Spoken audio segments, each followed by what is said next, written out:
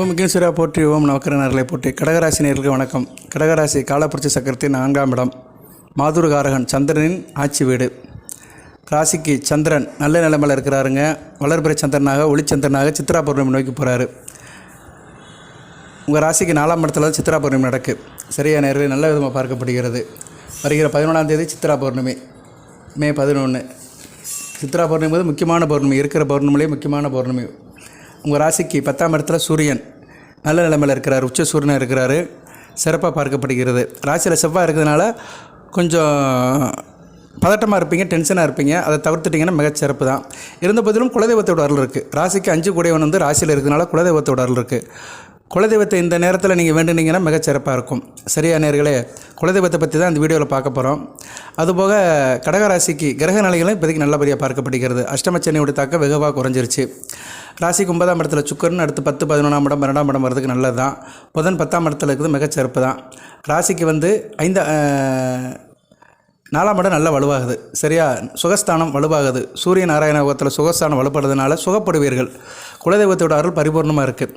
சரி சார், இப்போ வந்து கடகராசியில் வந்து நீங்கள் வந்து 3 நட்சத்திரத்தில் பிறந்திருப்பீங்க. புனர்பூசம், பூசம், ஆயில்யம். ஒவ்வொரு லக்கணத்தில் பிறந்திருப்பீங்க. ஒவ்வொருத்தருக்கும் ஒரு குலதெய்வம் இருக்கும். ஆண் தெய்வமாக இருக்கலாம், பெண் தெய்வமாக இருக்கலாம். அது காவல் தெய்வமாகவும் இருக்கலாம், ஊருக்குள்ளேயும் இருக்கலாம், வெளியவும் இருக்கலாம், காட்டிலையும் இருக்கலாம், மலை மேலேயும் இருக்கலாம், ஆத்தோரம் இருக்கலாம், கடலோரம் இருக்கலாம், வெட்ட வெளியிலும் இருக்கலாம். அந்த குலதெய்வத்துக்கு வந்து கோயிலும் இருக்கலாம், இல்லைனா பீடமாகவும் இருக்கலாம். எப்படியோ ஒரு வழியில் குலதெய்வம் இருக்கும். நீங்கள் போயிட்டு வருவீங்க. குலதெய்வத்தை எப்படி சார் கண்டுபிடிச்சிக்கலாம் அப்படின்னா, இதுக்கு ஒரு வீடியோ போட்டிருந்தேன். இருந்தாலும் ஒரு சில வரிகள் சொல்லிவிட்டு நான் வந்து குலதெய்வத்தை எப்படி உங்கள் வீட்டில் வச்சு வழிபாடு பண்ணலாம், குலதெய்வத்தை எப்படி உங்கள் வீட்டுக்கு கொண்டு வரலாம் அப்படி சொல்ல போகிறேன். குலதெய்வம் அப்படிங்கிறது வந்து என்னென்னா, நம்ம அப்பா வழி அப்பா, தாத்தா, பாட்டா, பூட்டன் கும்பிட்டது தான். லக்கணத்துக்கு 5ஆம் இடத்தை வச்சு கண்டுபிடிக்கலாம். நீங்கள் வந்து கடகராசியில் ஒவ்வொரு லக்கணத்தில் பிறந்திருப்பீங்க. இப்போ உதாரணத்துக்கு வந்து கடகராசி, கடக லக்கணம். 5ஆம் இடம் விருச்சிகம். விருச்சிகம் வந்து நீர்நிலை. ஸோ உங்கள் குலதெய்வம் வந்து நீர் சம்மந்தப்பட்ட இடத்துல இருக்கும். அட்லீஸ்ட் அந்த கோயிலுக்கு எதுக்கு ஒரு தெப்ப குளம் இருக்கும். சரியா, இல்லைனா ஒரு ஊரினி இருக்கும், இல்லைனா ஆத்தோரம் இருக்கும், கடலோரம் இருக்கும். தெய்வம் எப்படின்னு பார்த்தோம்னா, அந்த 5 கூடிய தெய்வம் யார்? செவ்வாய். ஆண் தெய்வமாக இருக்கும். சரியா, ஆண் தெய்வம் வந்து நீரோரம் உள்ள இடமா பார்த்து இருக்கப்படும். ஸோ கடகராசி கடகலக்கணத்தில் பிறந்தவங்களுக்கு இப்படி தான் மேக்சிமம் குலதெய்வம் அமையும். அதுபோக வந்து சூரியன் பிதுர்காரகன், ஆத்மகாரகன், தகப்பன் வழிக்கு சொந்தக்காரன். தகப்பனாலே சூரியன் தான். சூரியன் உங்கள் ஜனன ஜாதகத்தில், தனிப்பட்ட ஜாதகத்தில், லக்கணம் 3, 6, 9, 10, 11 இந்த இடத்துல இருந்தாருன்னா குலதெய்வம் வந்து உங்களுக்கு இருக்குன்னு அர்த்தம். குலதெய்வத்தில் அனுக்கிரம் இருக்குது. உங்களுக்கு எந்த சக்தியும் ஒன்றும் செய்யாது, தீய சக்தி உங்களை அண்டாதுன்னு அர்த்தம். உங்கள் ஜனன ஜாதகத்தில் சூரியன் லக்கணம் 3, 6, 9, 10, 11 இருந்தாருன்னா உங்களுக்கு வந்து குலதெய்வத்தோட அனுக்கிரம் இருக்குது, குலதெய்வத்தோடைய அருள் இருக்குது. எந்த தீய சக்தியும் உங்களை அண்டாது. நீங்களாக தான் இருப்பீங்க. பிரச்சனை வரும், கஷ்டம் வரும், அப்புறம் சரியாக போயிடும். பெருசாக உங்களை பாதிக்காது, உங்கள் குடும்பத்தை பாதிக்காது. இதுதான் பிரச்சனைங்க. சில பேருக்கு பிரச்சனை வச்சுன்னா குடும்பமே காலியாக போயிடும். அப்பே மகன், பிள்ளை, குட்டி எல்லாமே கண்ணு காணாமல் காணாமல் போயிடுவாங்க. பிரிஞ்சு போயிடுவாங்க. ஒரு இடத்துல சேர்ந்து இருக்க மாட்டாங்க. சில பேர் வந்து கஷ்டப்படுவாங்க. பண கஷ்டம் இருக்கும், சாப்பாட்டுக்கே கஷ்டமாக இருக்கும், துணிமணி போடுறது கஷ்டமாக இருக்கும், ஏதோ ஒரு வறுமை இருக்கும். ஆனால் குடும்பத்தோடு இருப்பாங்க. அப்பா மகன், பிள்ளைங்க, புருஷன் பொண்டாட்டி, பிள்ளைகள்லாம் ஒரு இடத்துல குடும்பத்தோடு இருப்பாங்க. 4 பேர் இருந்தாங்கன்னா ஒத்துமையாக தான் இருப்பாங்க. எங்கே போனாலும் ஒத்துமையாக போயிட்டு ஒத்துமையாக வருவாங்க. பிரிவினை இருக்காது. குலதெய்வத்தோட அருக்கரை இருக்குது அவங்களுக்கு. கஷ்டத்தை கொடுத்தாலுமே பிரிக்க மாட்டார், குடும்பத்தை பிரிக்க மாட்டார், பிள்ளை குட்டிகளை பிரிக்க மாட்டார். கடைசி வரைக்கும் ஒன்றா தான் இருப்பாங்க. அந்த அமைப்பு இருக்கணும்னா லக்கணத்துக்கு வந்து சூரியன் லக்கணம் 1, 3, 6, 9, 10, 11 இருப்பார். இது உண்மை. நான் நிறைய ஜாதகத்தில் பார்த்துருக்கேன். சரியா, இது நல்ல விதமாக பார்க்கப்படுகிறது. ஸோ கடக லக்கணத்துக்கு இந்த அமைப்பு சூரியன் செய்வார். இப்போ அதே சூரியன் ராசிக்கு 10ஆம் இடத்துல இருக்கார். அருமையான அமைப்பு, மிகச்சிறப்பாக பார்க்கப்படுகிறது. தொழில் நல்லாயிருக்கும். தொழில் முனைவர்களுக்கு இந்த காலகட்டம் நல்லாயிருக்கும். சரியா, அரசாங்கம், அரசு விஷயங்கள் நல்லபடியாக பார்க்கப்படுகிறது. அரசியல்வாதிகளுக்கு நல்லாயிருக்கும். குடும்பத்தில் அப்பா வழி உறவுமுறையில் நல்லாயிருக்கும். அப்பா நல்லா ஸ்ட்ராங்காக இருப்பார். செய்கிற தொழில் மிகச்சிறப்பாக இருக்கும். சரி நேயர்களே, பழங்களாக ஒரு பக்கம் இருந்தாலும் நான் முன்னாடி வந்து இந்த குலதெய்வத்தை பற்றி சொல்லிடுறேன். அதுபோக நீங்கள் தயவுசெய்து லைக் பண்ணுங்கள். நம்ம சேனலில் வந்து பார்க்குறவங்க எல்லாருமே லைக் பண்ணுங்கள், ஒரு கிரெடிட் கொடுங்க. சரியா, சப்ஸ்கிரைப் பண்ணாங்க சப்ஸ்கிரைப் பண்ணுங்கள். பார்க்குற அனைவருமே லைக் பட்டன் ஆன் பண்ணுங்கள். குலதெய்வம் லக்கணத்துக்கு 5ஆம் இடத்தை வச்சு கண்டுபிடிக்கிறோம். லக்கணத்துக்கு 5ஆம் இடத்தை வச்சு கண்டுபிடிச்சாலுமே அந்த குலதெய்வத்தை வந்து வீட்டுக்கு எப்படி சார் கொண்டு வருது அப்படின்னு பார்த்தோம்னா, சில பேர் குலதெய்வத்தை படத்தை வச்சு வீட்டில் கும்பிடுவாங்க. சரியா, எந்த பூஜை பண்ணாலும் குலதெய்வத்தை கும்பிடணும். குலதெய்வம் தான் நம்மளை காக்கும். நம்ம குடும்பத்துக்கு வாரிசை கொடுக்குறது குலதெய்வம் தான். குடும்ப விருத்திக்கு உயிரை கொடுக்கறது குலதெய்வம் தான். ஒரு மனிதன் உயிரை எடுக்கும் போது குலதெய்வத்தோட அருள் வேணும். யமதூதர்கள், காலர்கள் ஒரு ஜீவனை எடுக்கும்போது குலதெய்வத்தோட அருளப்பட்டு தான் எடுப்பாங்க. ஏன்னா குலதெய்வத்தோட அனுமதி கிடைச்சாதான் ஒரு உயிரை எடுக்க முடியும். அதுக்காக தான் குலதெய்வத்தை கும்பிடுங்கிறாங்க. வருஷத்துக்கு ஒரு தடவைனாச்சும் குறைஞ்சி கும்பிடணும். 6 மாதத்துக்கு ஒரு தடவை கும்பிடலாம். இப்படி நிறைய நாள்லாம் இருக்குது. குலதெய்வத்தை கும்பிட்றதெல்லாம் நான் அடுத்து என்னென்னு சொல்கிறேன். வந்து வீட்டில் பிரச்சனை இருக்குது சார். நான் கடகராசி சார், பூச நட்சத்திரம். ஒரு உதாரணத்துக்கு சொல்கிறேன். பிரச்சனை, என் குடும்பத்தில் வந்து கடன் பிரச்சனை அதிகமாக இருக்குது. கடன் இருக்குது, கடனை வாங்கிட்டேன் வேறு வழி இல்லாமல். கடகராசியில் கடன் அதிகமாக இருக்குன்னு என்ன அர்த்தம்? பூச நட்சத்திரத்தை பிறந்தவனுக்கு கடன் அதிகமாக இருக்குன்னு அர்த்தம். ராசிக்கு 6ஆம் இடம் குரு கெட்டு போயிருப்பார். சரியா? அதுபோல் சனி வலுத்திருப்பார், நட்சத்திரநாதன் வலுத்திருப்பார், குரு கெட்டு போயிருப்பார், லக்னாபதியும் கெட்டு போயிருப்பார், ராசியில் இருக்கிற சந்திரன் வீக்காக இருப்பார். ஸோ கடன் கண்டிப்பாக வாங்கிடுவாங்க. சரி, 6 கூடையன் வளர்த்து ராசியாதிபதிக்கு கெட்டு போயிட்டாருன்னா கடன் வாங்குவாங்க. ஏன்னா சனி பகவான் நட்சத்திரம் கண்டிப்பாக கடன் வாங்குகிற சூழ்நிலை கொடுத்துருவார். தசாபுத்தி அந்நேரம் சரியில்லாமல் இருக்கும். சரியா? தசாபுத்தி வந்து என்ன தசாபுத்தி நடக்கும்? சுக்கிர தசை நடக்கும். சுக்கிர வந்து மாரகாதிபதி தான். கடகராசிக்கு வந்து 4-11 கூடையவன் தான். அவர் வந்து 2ஆம் இடத்துலையோ 3ஆம் இடத்துலையோ 7, 8, 12 இப்படி இருந்துட்டார் வச்சுக்கோங்களேன், கண்டிப்பாக கடனை வாங்க கொடுத்துருவார். 2ஆம் இடத்துல இருந்தால் கண்டிப்பாக கடனை கொடுத்துருவார். கடகராசி சுக்கிரதசை நடக்க சுக்கிரன் சிம்மத்தில் இருக்காருன்னு வச்சுக்கோங்களேன், மாரகாதிபதி 2ஆம் இடத்துல இருக்கனால சுகத்துக்காக குடும்பத்துக்கு கடன் வாங்குவான். தன்னுடைய சுக செலவுக்காக குடும்பத்தில் கடன் வாங்குவாங்க. வீட்டு செலவுக்காக, வண்டி வாகனம் வாங்குறதுக்காக, வீடு கட்டுறதுக்காக, இதுக்கெல்லாம் கடன் வாங்குவாங்க. சரியா? 2ஆம் இடம் வந்து பணம் தானே, வருவாய். ஸோ இப்படிலாம் சில அமைப்புகளில் போய் இந்த சுக்கிர திசையில் வந்து கடன் வாங்குகிற சூழ்நிலை இருக்கும். இப்படி கடன் பிரச்சனை இருக்குது சார் அப்படின்னு சொல்கிறவங்க, இல்லைன்னா மற்ற பிரச்சனை, வீட்டில் தேக ஆரோக்கிய பிரச்சனை, ஒருத்தர் மாதிரி ஒருத்தருக்கு சீக்கு நோக்கு வருது, குடும்பத்தில் பிள்ளை திருமணமாக மாட்டேங்குது, புத்திர பாக்கியம் இல்லை, கல்யாணம் ஆயிடுச்சு சார் 7-8 வருஷம் ஆச்சு இன்னும் பிள்ளை இல்லை, இப்படி ஏதோ ஒரு பிரச்சனை இருக்கிறவங்க என்ன செய்யணும்னா, குலதெய்வம் கோயிலுக்கு போங்க. குலதெய்வம் கோயிலுக்கு போகிற அன்றைக்கி என்றைக்கு சார் போகணும்? அது ஒரு முக்கியமான விஷயம் இருக்குல்ல. போகிற அன்றைக்கி நல்ல நாளை பார்த்து தான் போகணும். உங்கள் நட்சத்திரம் அன்றைக்கி போங்க, ஜென்ம நட்சத்திரத்தை அன்றைக்கி போங்க, இல்லைனா ஞாயிற்றுக்கிழமை போங்க. சூரியனுக்கு உகந்த நாளாக பார்த்து போங்க, சூரியனுடைய நட்சத்திரம் வர அன்றைக்கி போங்க. இதெல்லாம் ஆப்ஷன் தான். ஏதோ ஒரு நாள் இதில் போகணும். கிருத்திகை, உத்திரம், உத்திராடம் இந்த நட்சத்திரம் வர அன்றைக்கி போங்க.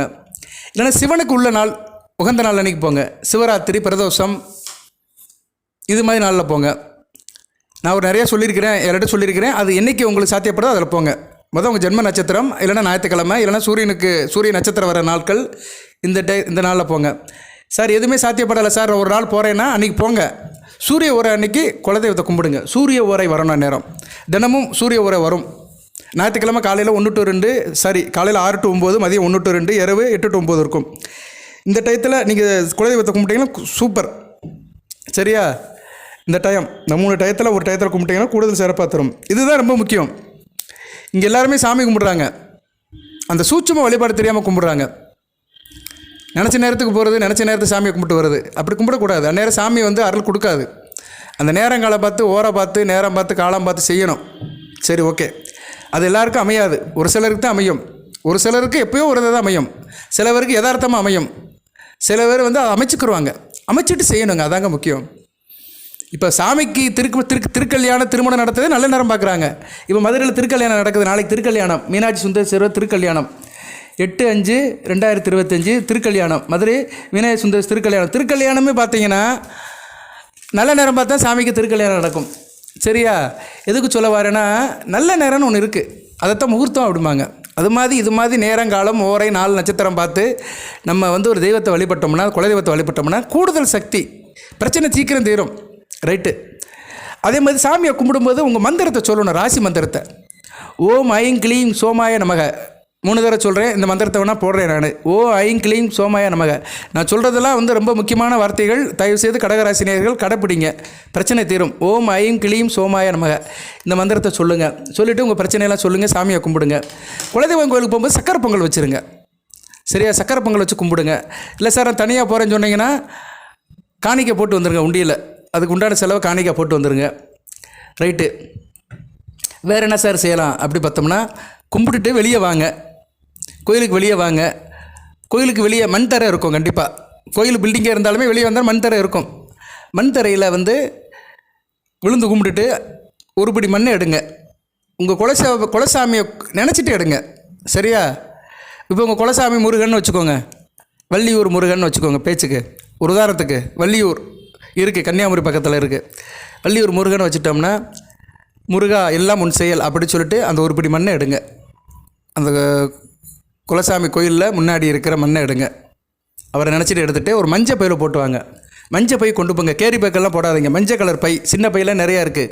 திருமண தாம்பலம் கொடுக்குற பையெல்லாம் மஞ்சள் கலராக தான் கொடுப்பாங்க. அந்த பையில் போட்டுட்டு அப்படியே வந்துடுங்க. நேராக வீட்டுக்கு வாங்க, இடையில எங்கேயும் நிற்காதீங்க. அன்றைக்கி நான்வெஜ் சாப்பிடாம இருங்க. மேக்ஸிமம் கோயிலுக்கு போகும்போது யாரும் நான்வெஜ் சாப்பிட மாட்டோம். மற்ற எதுவுமே செய்ய வேண்டாம். சிகரெட்டு பிடிக்கிறது வைக்கிறதெல்லாம் எதுவும் வேண்டாம். சுத்தமாக இருக்கிறது ரொம்ப நல்லது. எந்த அளவுக்கு சுத்தமாக போகிறோமோ அந்த அளவுக்கு நமக்கு வந்து சுகப்படுவோம். வீட்டுக்கு வந்துடுங்க. வீட்டில் வந்து வீட்டுக்கு வந்துட்டு என்ன பண்ணுங்கன்னா, அந்த மண்ணை ஒரு மஞ்சள் துணியில் கட்டுங்க. அந்த மஞ்சள் துணி வந்து மஞ்சளில் முக்கின துணியாக இருக்கணும். சரியா? மஞ்சளில் முக்கணும். அது வெள்ளை கலர் துணியாக இருந்து அதை வந்து மஞ்சளில் முக்கி தண்ணி மஞ்சள் கலந்து அதில் முக்கி எடுத்து அதை காய போட்டு அதில் மண்ணை போட்டு கட்டி வைக்கணும். ஒரு முடிச்சு மாதிரி கட்டி வைக்கணும்.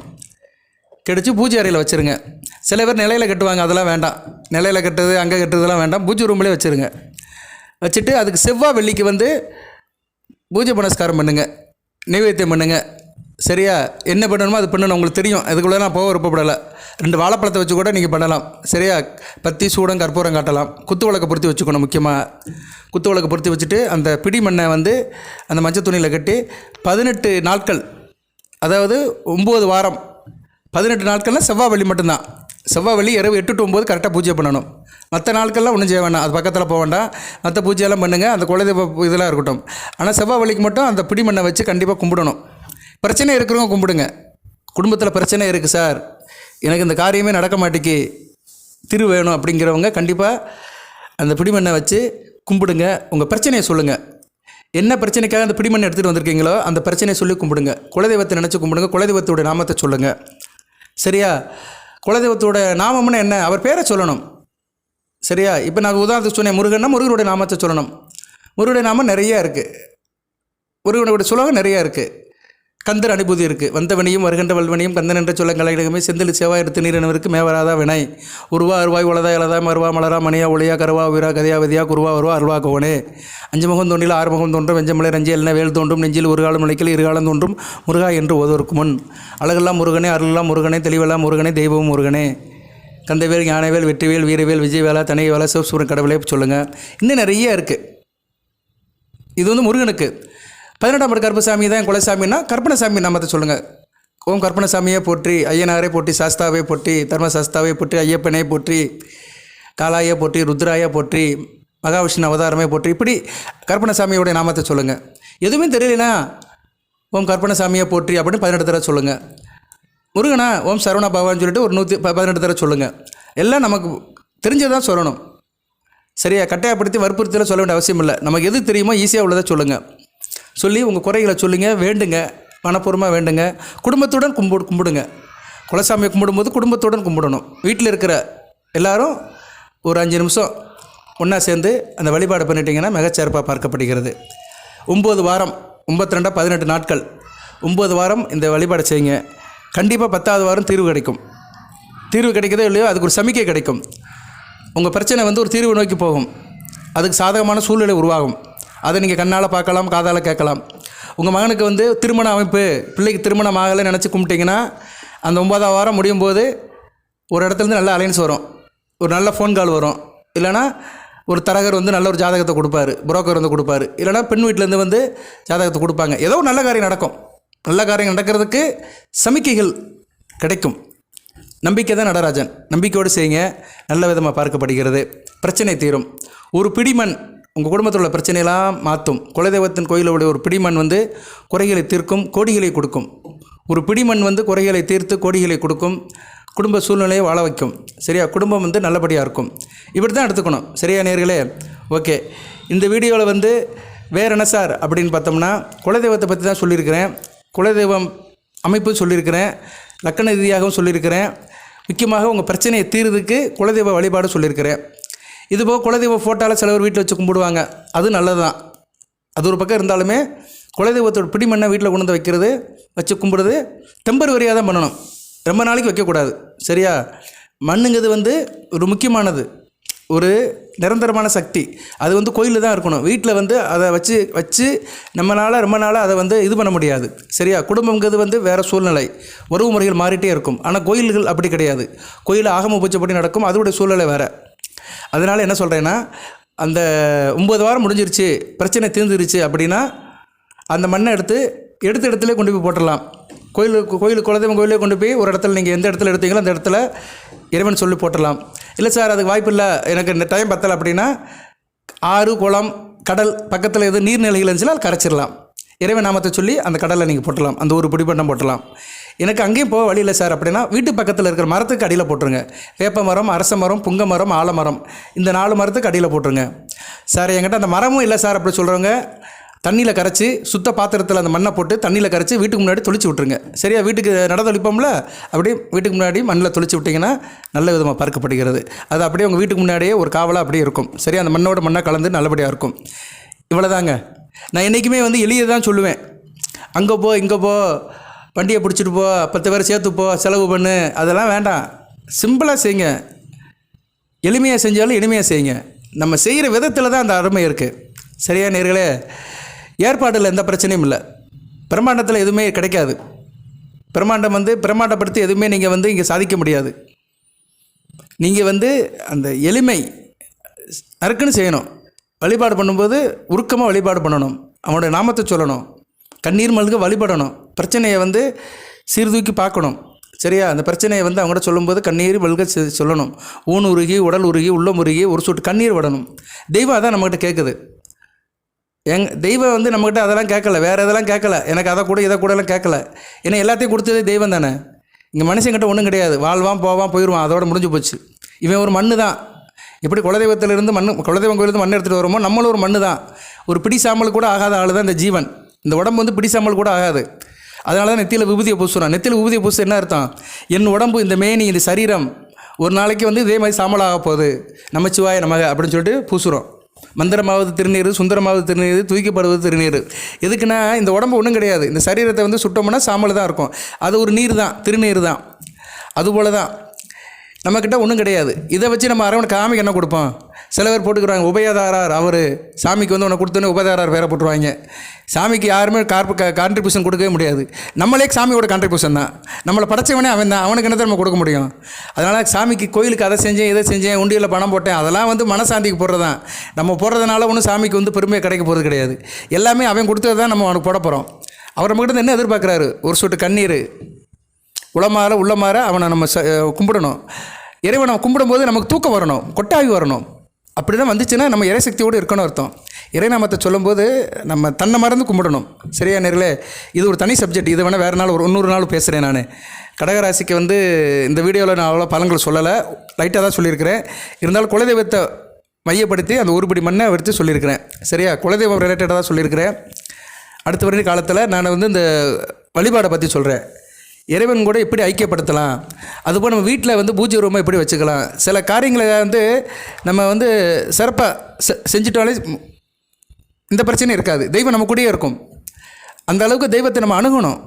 கடவுளை நம்ம ஒரு குழந்தை மாதிரி வச்சுக்கணும், கை குழந்தை மாதிரி வச்சுக்கணும். எடுப்பார் கைப்பிள்ளை மாதிரி குழந்தையும் தெய்வம் கொண்டாடும் இடத்துல அப்படின்னு இருக்காங்க. யார் தூக்குனாலும் குழந்தை வரும். அது மாதிரி தெய்வம் யார் கூப்பிட்டாலும் வரும். சரியா நேர்களே, வேண்டியவன் வேண்டாத யார் இருந்தாலுமே கூப்பிட்டாலும் வரும். பெரிய பெரிய கொள்ளைக்காரனும் சாமியை தானே கும்பிட்றான். எவ்வளோ கொள்ளை அடிக்கிறான், அது பாதி பங்கு சாமிக்கு போடுறதான் உண்டியில். சாமிக்கிட்ட பார்ட்னர்ஷிப் வச்சுக்கிறாங்க நிறைய பேர். அது அவங்க கொள்கை. நான் அதுக்குள்ளெல்லாம் போக விருப்பப்படலை. பட் என்ன இருந்தாலுமே தெய்வம் நம்ம கொடுத்து தெய்வத்துக்கு நிறைய போகிறது கிடையாது. ஏன்னா எல்லாமே அவங்க கொடுத்தது தான். அதனால் நீங்கள் உங்கள் உடம்புலேருந்து ஒரு சொட்டு கண்ணீரை கொடுங்க, உளமாற கும்பிடுங்க. அந்த இறைவனோட சித்தி கிடைக்கும், பிரச்சனை தீரும், குலதெய்வத்தோட அருள் கிடைக்கும். ஓகே நேயர்களே, தொடர்ந்து வீடியோ போடுறேன், பாருங்கள்.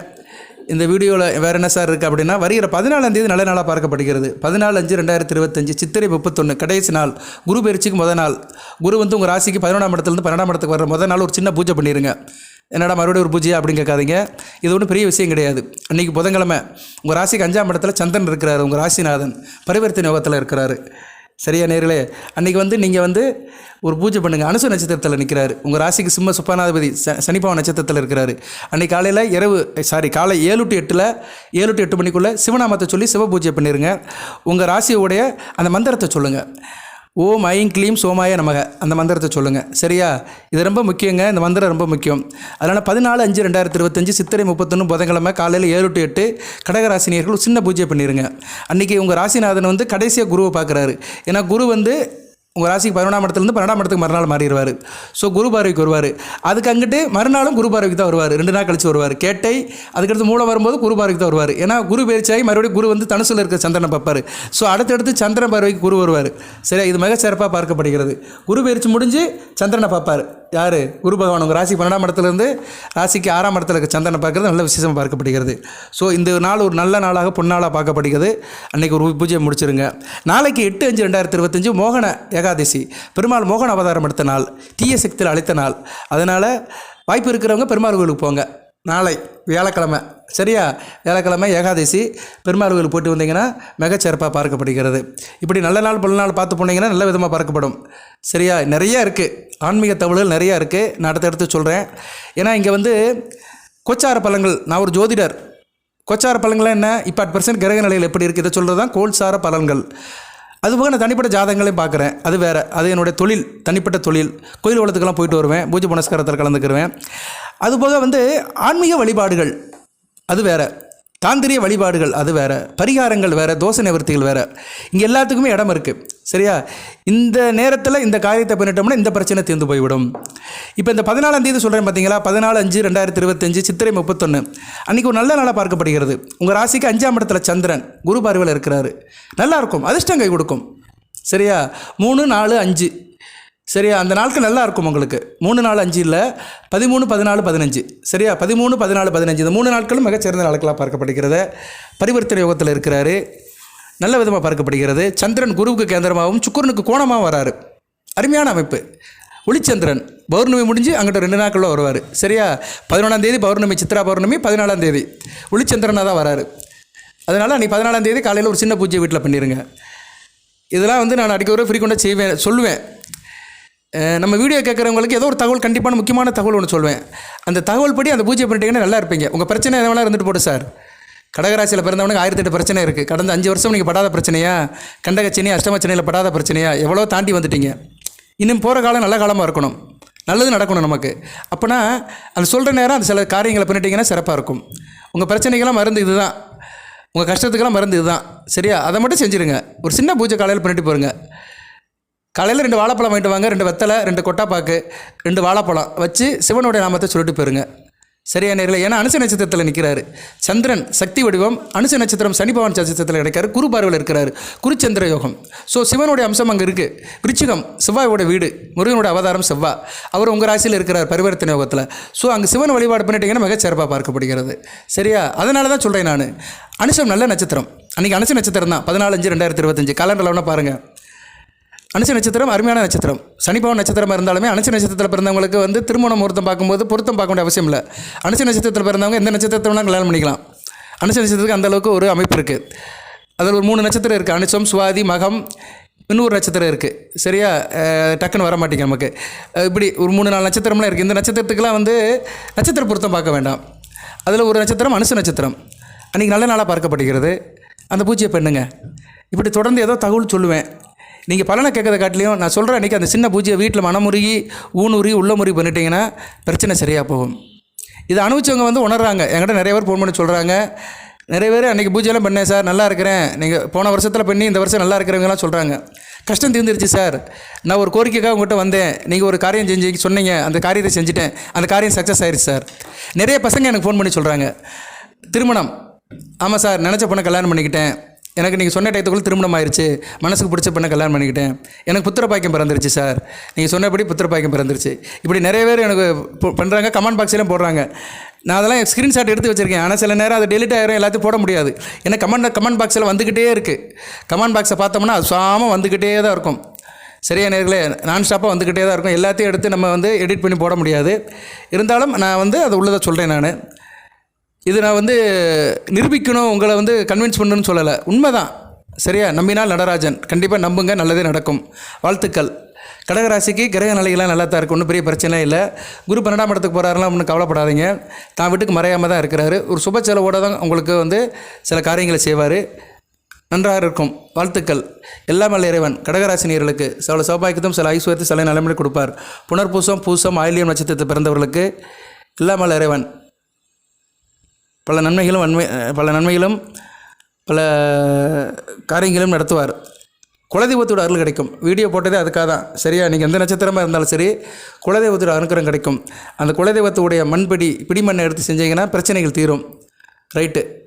கடகராசியாகவே இருக்கட்டும், 3 நட்சத்திரமாகவே இருக்கட்டும், எந்த லக்கணமாகவே இருக்கட்டும், வழிபாடு ஒன்று தான். குலசாமி மாறாது. மற்ற எத்தனை சாமியை மாற்றினாலுமே குலசாமி மாறவே மாறாது. குலமும் மாறாது. வாழ்த்துக்கள். நன்றி. வாழ்க வளமுடன்.